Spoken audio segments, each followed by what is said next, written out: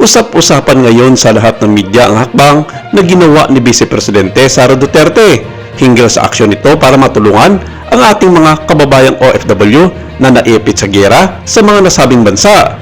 Sinabi ni Sara Duterte na hindi umano mahirap para sa gobyerno na magpadala ng eroplano sa Middle East kung kinakailangan para matulungan at maiuwi ang mga overseas Filipino workers.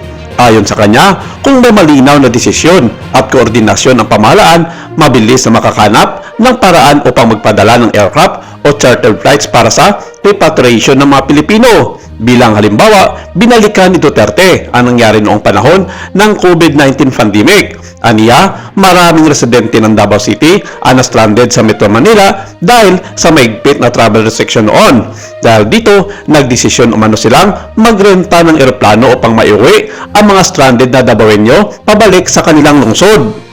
Para kay Duterte, ipinapakita ng karanasang iyon na posible at kayang gawin ng gobyerno ang agarang pagpapadala ng eroplano kung kinakailangan, lalo na kung layon nitong matulungan ang mga Pilipinong nasa ibang bansa na nais na makauwi sa gitna ng krisis.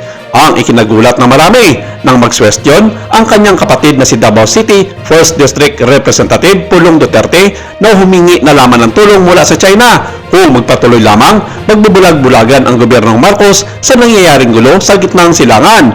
Nabagan namang sinang-ayonan ito ni VP Sara na ito nga ang konkretong solusyon para masiguro ang kaligtasan ng ating mga kababayan na gusto lang bumalik sa Pilipinas. At sa mga oras na ito, marami ang nag-aabang sa akbang na gagawin ng mga Duterte sa pamamagitan ng China para maiuwi ang ating mga kababayan mula Middle East. Sinagot ni Palace Press Officer Atty. Claire Castro ang kritisismo ni Vice President Sara Duterte sa pagresponde ng pamahalaan sa mga Pilipinong apektado ng kaguluhan sa Middle East. Sa panayam mula sa New York City nitong Lunes, sinabi ni Castro na nagiging problema kapag hindi pinag-aaralan at inuunawa ang mga programa ng pamahalaan. Kung diyan po manggagaling ang iyong desisyon, malamang lumigwak. Lumigwak ang buong Pilipinas kung puro kaibigan, puro chismis lang po ang ating pagbabasihan ng desisyon. Naunawaan at kinestyon ni Duterte ang naging tugon ng gobyerno sa sitwasyon ng mga Pilipino sa Middle East at iginigiit na madali lamang magpadala ng eroplano gaya ng ginawa noong COVID-19 pandemic sa Davao City, kaya wag daw magbulag-bulagan ang gobyernong Marcos sa ganitong mga krisis.